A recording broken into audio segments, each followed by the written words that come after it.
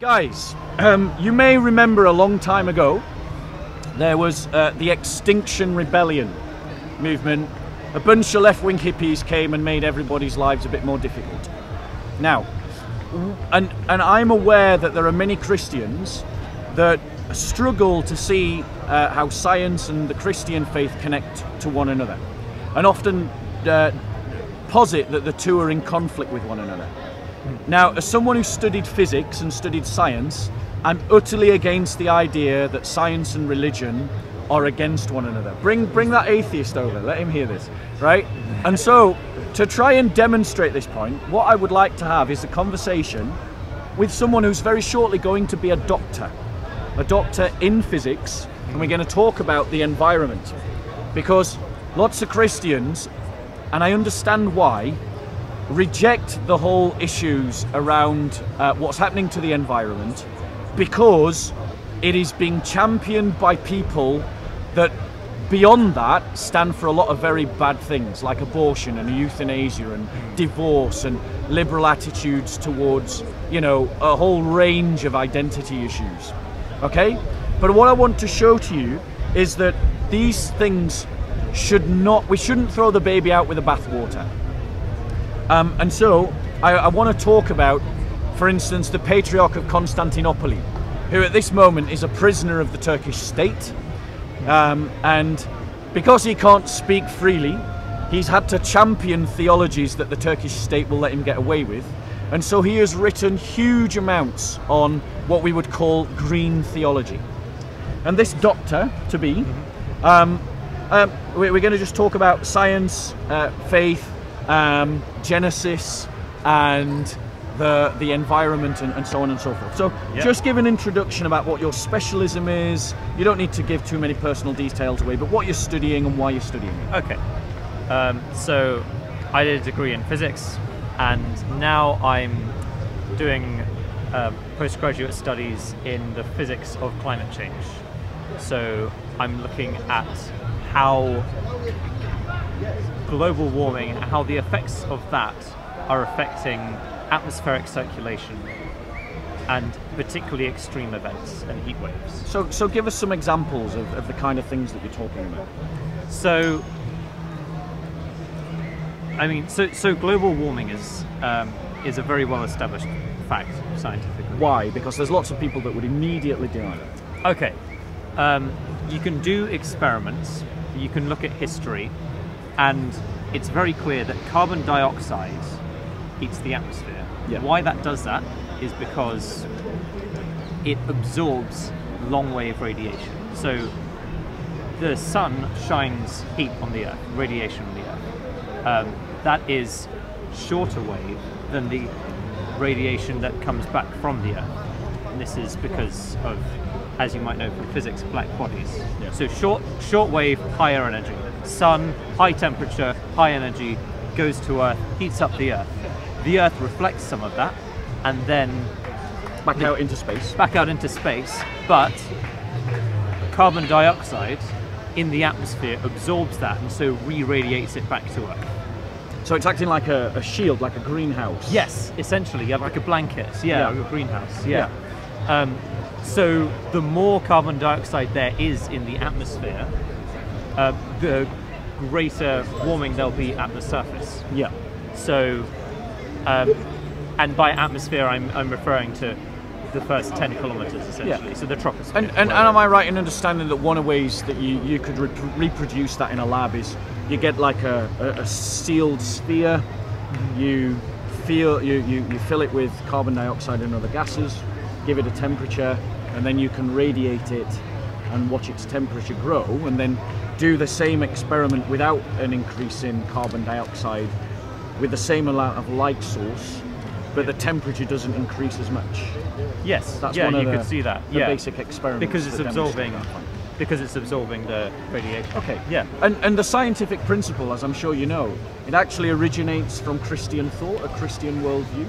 Absolutely. Are you able to talk about that in any way, or do you want me to talk about that? Then? Yeah, I mean, chip in wherever. Yeah. But the basis of science is that the world is intelligible that there are rational laws and processes that govern the universe, and that we are able to discover those things, all of which make sense in a biblical worldview, where human beings are made in the image of God, where there is one God who created all things, and us being in his image mean we can understand his ways to some degree and his universe. And so the first natural philosophers were Christians seeking to discover the mind of God by exploring the natural world, and they actually saw it as a spiritual exercise to draw into the mind of God. So you've got people like Francis Bacon, for instance. He's a very good example, because you could almost trace the origin of science to him, depending on exactly how you define things. But he was the first to formulate the scientific method, and he did it in explicitly Christian terms. Yeah, and Occam, Occam's razor, he would be another example of Christians who have contributed to the development of science. And historically, what happened was that in the 1900s, a movement emerged called biblical fundamentalism, which emerged within certain sections of the Protestant community that was reactionary to the development of science, and sought to juxtapose in opposition scientific discovery with the Christian faith, and took a literal reading of things like Genesis, didn't they? Yes. Yeah. And there's an important point there, because in some sense that fundamentalism was a reaction to what had already been happening, which is the Enlightenment, and this idea that God is somehow out, and you can trace it back to kind of Descartes, the idea that God is sort of out there somewhere, and actually it's the natural laws that govern the world, and then God somehow intervenes. But that's not the biblical worldview. The biblical worldview is that the whole of everything that's happening is because God is involved in every level of creation. Yeah. And if you look at the Church Fathers, I don't know if you know this, but the Church Fathers, they, particularly for example Origen, categorized ways of interpreting the scripture, and they emphasized the allegorical above the literal. Yes. And so when they came to things like Genesis, St. Augustine was pointing out the obvious problems if you took a literal reading of Genesis. Yeah. And he was arguing that actually it was more metaphorical than literal. Yes. I mean, as a Christian and as a scientist, how do you read Genesis? So I read Genesis. I love Genesis, actually. It's a really great book, and it tells us really profound, deep truths about God and humanity. And it's important to remember that one simple way of putting it is the Bible was written for us as Christians, but it was not written to us. Yes. So, and the other more obvious point is that Genesis is not a science textbook. You know, chapter 1 is obviously an incredible poem, and it tells us lots of deep truths about God and how he orders all things and brings order out of chaos, and then the structure of it, the structure of the week, how he's brought timings and things everything has its own place. Yeah. And Genesis, I mean, I don't read Genesis literally. I don't think it is a literal book. No. And there are clues all over Genesis that it's not literal. Yeah, it's clearly not trying to tell a complete... Exactly. Like mankind appears twice in Genesis 1 and Genesis 2. Absolutely, yeah. And you've got things like, well, where does Cain's wife come from? Or it's clearly, it's not interested in telling you all of the details or in presenting a scientific account of origins. No. But it's a... But there's clear metaphorical imagery, like the word that's translated as Adam is Adwama, which can be both translated as dust and mankind. Yeah. The day that is translated as age could also be, the day that's translated as day could also be translated as age. Yeah. The literary form of Genesis 1 is poetic, and really what Genesis is doing is it is speaking to a polytheistic world, and it is saying to the people of Israel that all these other nations may believe that there's a God of the water and a God of the heavens and a God of the land and a God of the animals and the God of the beasts and a God of mankind, but actually there's only one God. It's a declaration of monotheism in the face of polytheism. Yes, absolutely. You know, Yeah. and that's its real purpose. Its real purpose is theological, not scientific. So when we try to read Genesis like a scientific textbook, we're actually abusing Genesis as a piece of literature. Yeah, you're not, in that sense, it's almost, you're not reading Genesis, and it's almost like you're not taking Genesis what it's literally meaning, because you're not, because you're taking it out of its context, and you're saying that, oh, I'm reading this with, you know, as a modernist and as a science textbook, rather than thinking, well, what actually does this mean in the original context of it? Yeah. So it's a way of being faithful to Genesis that we read it. Absolutely. And you don't find, as a Christian, that your study of the natural world conflicts with a theological reading of Genesis?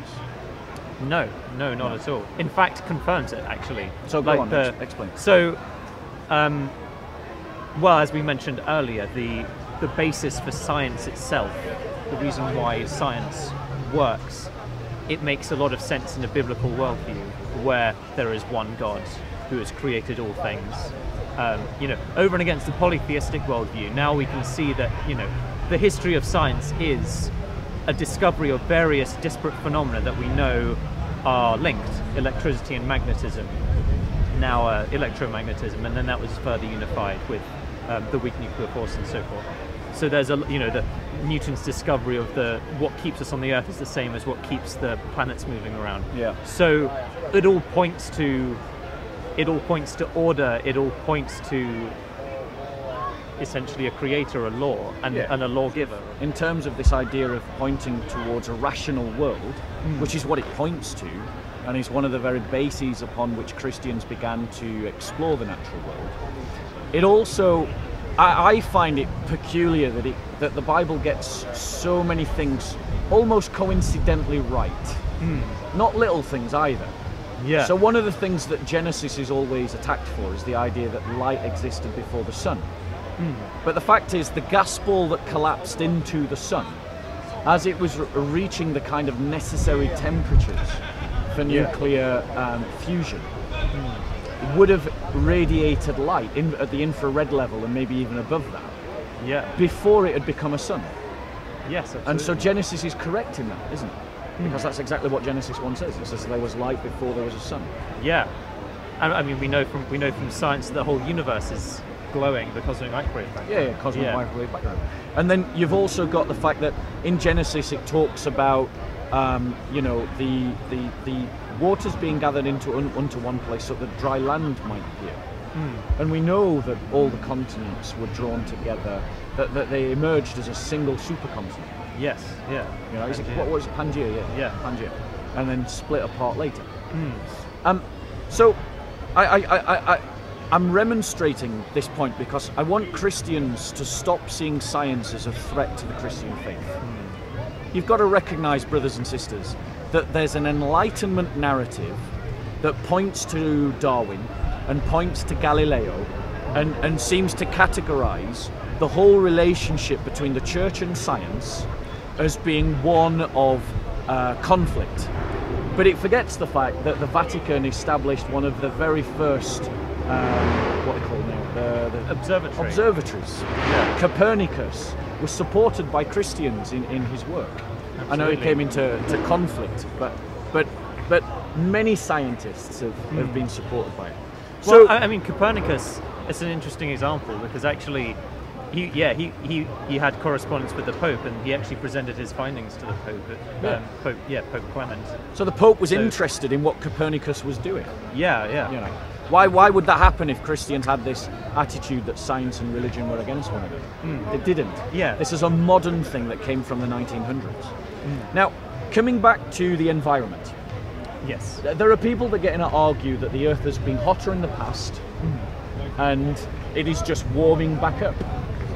Okay. What would you say to that? So it's true that the Earth's been hotter in the past, and the reason for that, and we know it well. We know it from looking at ice cores, and we can look at you can do various methods of dating and look at the constituents of the atmosphere, and we know why It's because there are slight changes in the Earth's orbit around the Sun. Yeah. They're called Milankovitch cycles. Yeah. It's not always an exact straight line, exact circle. We're in a kind of ice age at the moment, aren't we? Yes, Yeah. right, because there's ice on the Earth. Yeah. Yeah. We're in an ice. So there have been points in Earth's history where previously it's been hotter. But the difference that's happening now is that because of us putting carbon dioxide in the atmosphere, we are heating the Earth up at a rate that is much, much faster than has been ever seen in the history. And is that evidenced by looking at the ice cores and measuring the amount of CO2 in the atmosphere in the past vis-a-vis today? Yes, yeah, and other measures as well. Give me some examples of other measures. So, I mean, depending on how far we go back, you can look at dendrochronology, so tree rings. Yeah. You can measure the amount of the rate of growth of different trees. You can measure the. I mean, we've got very good measurements to within a degree since when we've had thermometers, and global warming has just shot right up in terms of all of that. So, and also, I mean, another point to mention actually is that the temperature of the Earth was heating up, and that would, in some sense, sometimes you had carbon dioxide increasing as a result of that. So we had the change in the cycle of the Earth means that we get more sun, and then that leads to CO2. But what's happening now is human beings are putting carbon dioxide into the atmosphere. Yeah. So, and methane, other gases. And how are we doing that? Give us some examples. The obvious. Cars, planes are surprisingly bad actually, because it goes right up into the stratosphere. Yeah. So it's already right up at the higher level where it has a greater warming effect. Yeah. And so all fossil fuels, coal, gas not so much, but gas as well. But I think, and deforestation as well. And you've got the one of the alarming things that is connected to human behaviour, but and partially overlaps with the idea of global warming, is the collapse of biodiversity. Absolutely. We have we're actually, ladies and gentlemen, living through an extinction level event. Yes. But it is such a slow car crash. We keep adapting our perspective to it, so it never alarms us. Now, you got involved as a Christian with the Extinction Rebellion, did you not? Yes. Tell me why, considering that these are people that push abortion, they push euthanasia, they push liberal attitudes towards divorce, the redefinition of marriage. Why, as a Christian, did you get involved with a movement that packages along all those other things? Mm-hmm. Well, so firstly, there's actually lots of Christians involved in Extinction Rebellion. It's really interesting that even a lot of the people who've been arrested were part of Christians for Climate Action. Ultimately, my concern and obviously not all of them go along with the whole package and the whole narrative, but and I certainly wouldn't agree with. So you disagree with liberalising divorce laws? Yes. And you're not a supporter of abortion? I am not a supporter of abortion. All right, you're against the euthanasia, the redefinition of marriage. Yeah.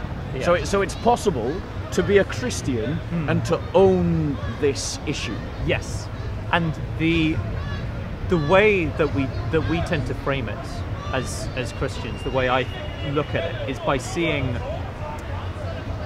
climate change not as an issue primarily that affects animals or plants, but something that affects human beings, and particularly those lowest in society. The poor. The poor, exactly. So who are the people who suffer the most from droughts? It's the poor. The poor, yeah. It's the vulnerable. It's the people who can't afford to shield themselves. And as Christians, it is fundamental to a Christian ethic and worldview to stand in solidarity with the poorest. Yeah, absolutely. Yeah. And so, I mean, I am someone who has a concern about the environment and about what is happening. What do you think the prospects are from where we are going into the future? Good question. So, not great. On every indication, things are getting a lot worse. The emissions in the atmosphere that we are doing are constantly increasing. We are seeing the effects of that more and more. More people are suffering. There's increased levels of, in this country, flooding is the main thing. Yeah. The collapse of biodiversity in British wildlife. Yes. Yeah.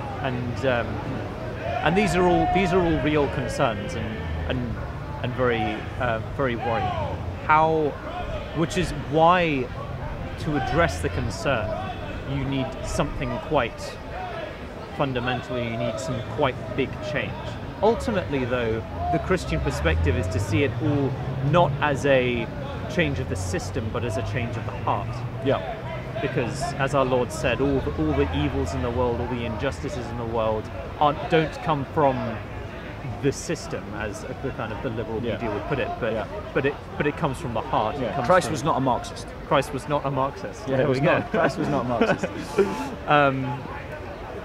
So, I mean, I put it to you, as much as I agree with the agenda, I put it to you that it's already too late.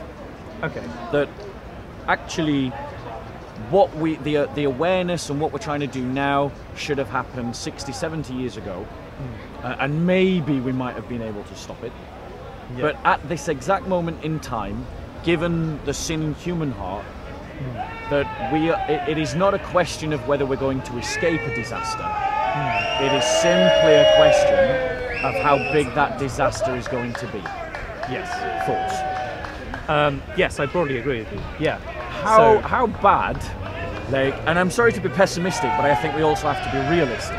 Yes. How bad do you think things will get? That's a good question. Things are going to get a lot worse. Give me examples of the kind of things that we can expect to happen going forward. Countries will disappear. It's almost entirely, and yeah, again, we just have to face the facts here. Yeah. The Maldives are probably going to just vanish. So that, entire countries, and a country, is a culture, a community, language, everything. There's going to be increased inequality in the world. Yeah. There are going to be, in the UK, probably the main effects will be flooding. Yeah. I think, and I suspect food prices will go up as well. Yeah. I think what we will look at, but it will. Yeah. It's an increasing, and again, like broader worldwide, we might not suffer as much as other countries. But things like the Great Barrier Reef is gone. But I mean, that's going to have a knock-on effect to the ecosystems. Absolutely. What we're going to see actually is a massive, huge collapse of biodiversity. That's what we are seeing. Yeah. Yeah. But that's going to accelerate. Like there will be species of animals that we alive today will remember that future generations will only know in photographs. What I find strange is that actually the scriptures give us a message about how to survive an extinction level event. What story am I alluding to? Revelation? No, come on. No, I'm talking about Noah and the ark. Oh, of course. Yes. Yes. Yeah. Like there's an extinction level event, and the narrative of the story of Noah tells us how to preserve by creating arks. Yeah. Like things are gonna go tits up in the world, to put it bluntly, and to put it gently. The reality demands much stronger language. But one of the ways that we can try to survive ourselves and try to preserve as much as we possibly can of the ecology is to try to create arks, to store and nurture and to preserve as much as we possibly can to survive the flood that's coming. And it is going to be a flood, because you know about, like, there's going to be some, there's the danger of what we call what's it called? Where it begins to run away with itself and becomes self-perpetuating. What's that called?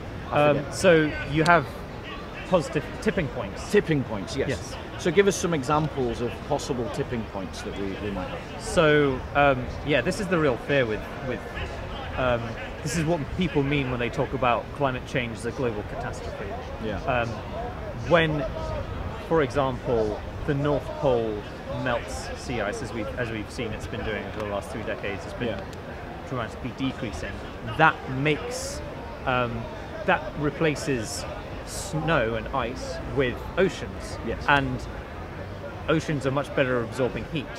So the Earth absorbs more as we lose more ice, which means that the Earth absorbs more, and so there is a positive heat. And there's many other examples. And right now we're measuring an increase in heat temperature in the oceans, aren't we? Yes. It's locking away heat even now, recordably. Yes. Yeah. And carbon dioxide as well, which has a secondary effect of making the oceans more acidic. And the consequence for that is? The potential collapse of life in the oceans.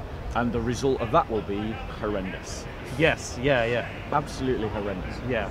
And I think, and increased desertification, as we're seeing, the desert is literally leaping across the Mediterranean. We're seeing desertification in Portugal, Spain, Italy, Greece. We're seeing desertification in California. We're seeing desertification in Texas. Yeah. You know, the expanse of the desert is increasing, isn't it? Yeah. You know. Yeah. And it seems to me that and I'm not someone who desperately looks around for the end of the world. I'm not one of these Christians who's looking for the apocalypse. But in Scripture it talks about the 4 riders. Yes. Death, famine, disease, and war. Yeah. And if the ecosystem collapses, human population continues to explode, the amount of land and resources decrease, it seems obvious to me that what we will have is famine, wars over resources, death, and an increase in disease. Yeah. Those are all already happening. It's already started. Yes. You know, and I'm not someone who's desperately looking to find the hints of the end of the world. And in Revelations it talks about a disaster coming that would drive humanity under the mountains, where men would climb under the mountains and then cry out to the heavens, cry out to God, oh mountains cover us, or mountains protect us. Yeah. Now, if we start to get global runaway, global warming, like if the permafrost over Siberia defrosts, and you have all those swamps with methane melt and then release all their methane at the same time. Yeah. Now, what's the problem with huge amounts of methane suddenly being released together at the same time into the atmosphere? So, like carbon dioxide, methane is a greenhouse gas as well. Yeah. So it has that same effect of when you put it into the atmosphere, radiation that's reflected back from the Earth is reabsorbed. But it's much more dramatic. It's 3 times more dramatic. Yes. Yeah. It doesn't stay in the atmosphere as long. But it would, if you put lots of methane into the atmosphere, that would have a huge, quite immediate effect. It would have it's like a bomb effect, isn't it? Yes, yeah. So you got this huge, you got all these lakes and swamps that have fermented for centuries. There's carbon dioxide in those swamps as well. Actually, yeah. So, and they will all, it would, if the permafrost melted and they all became liquefied, all that gas would suddenly get released all at once. Yes. And have a massive impact. Now, if we end up with runaway greenhouse gases and a greenhouse global warming, and biodiversity collapses and the ecosystem collapses, what's the most logical thing that man will do, being the intelligent ape that he is? Bury himself? He'll run into the mountains, will he not? Yeah. He'll hide himself from the radiation, and he will dig caves out, and then he will try to survive on plantain and growth through UV lights and what they can grow in a lab. Yeah. So it's quite. It is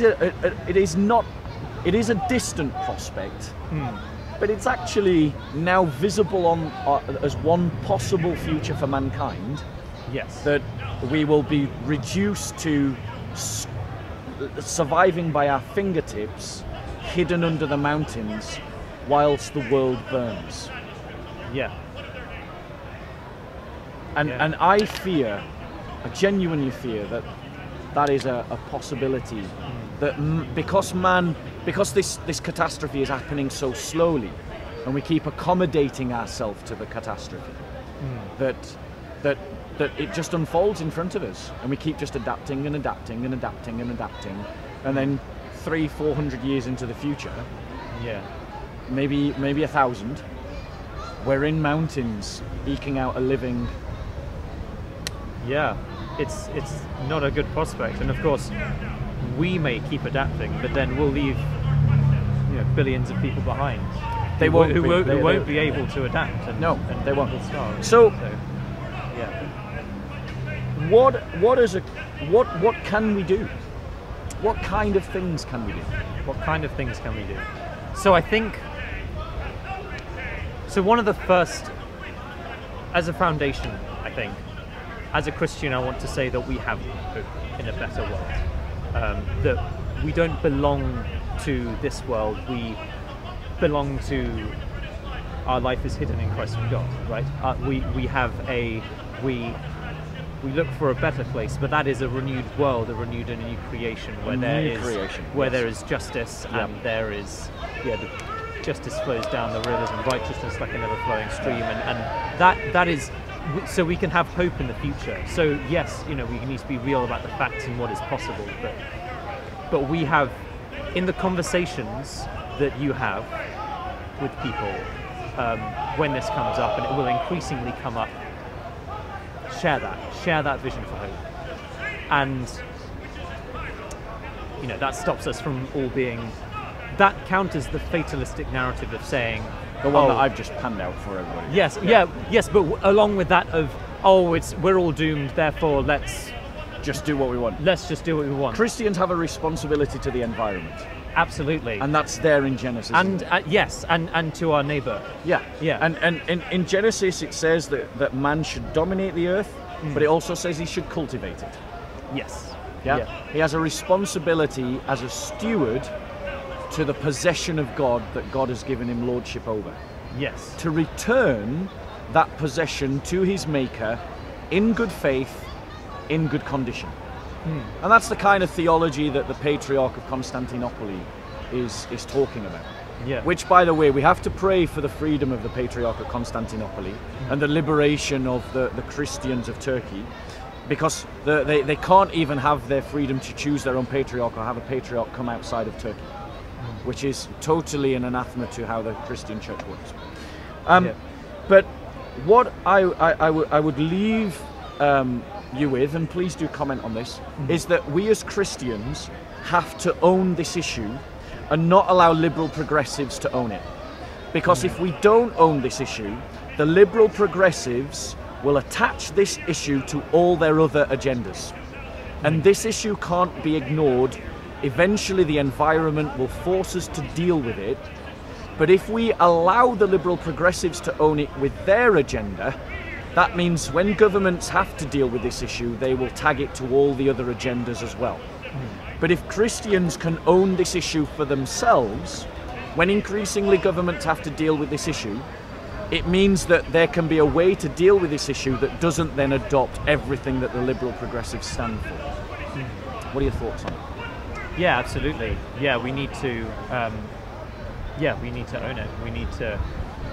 And for me, it comes back to the basic care for humanity and justice, which actually the liberals don't really have a claim for if they don't believe in the uniqueness of human life. And how can they claim concepts of justice if they don't have a grounding of being, an ontological basis for the idea of justice?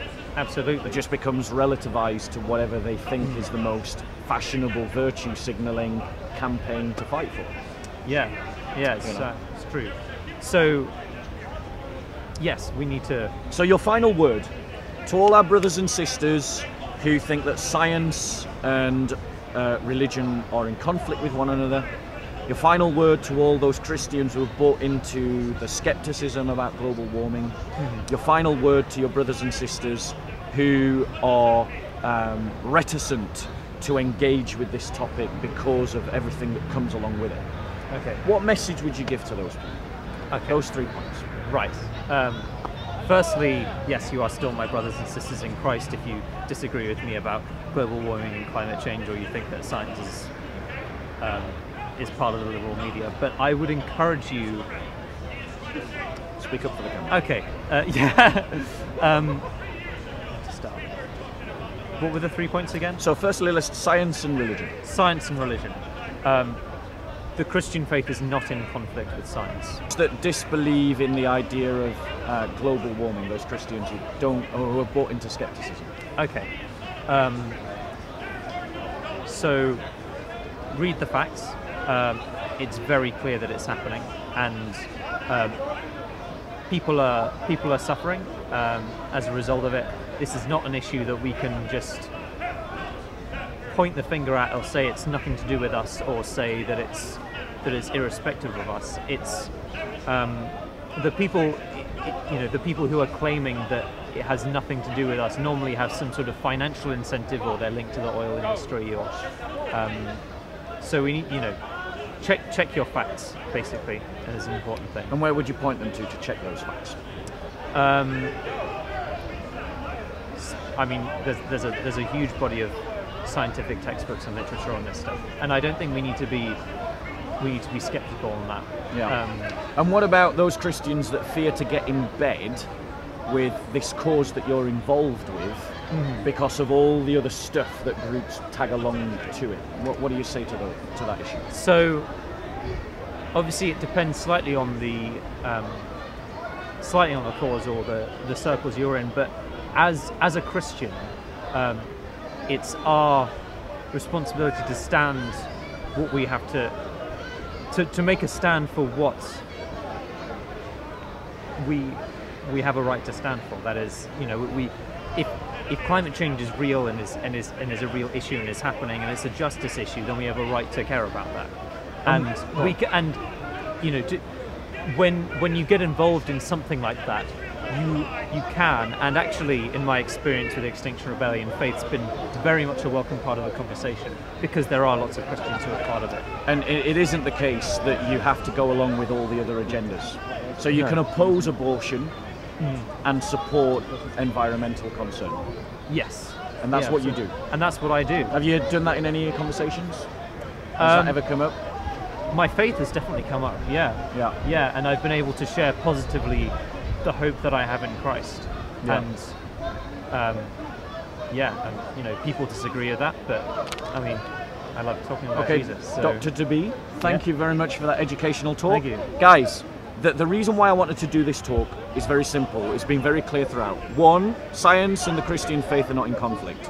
2, there's a real issue that as Christians we have to own, and it doesn't mean going along with all the other things that people tag on to that.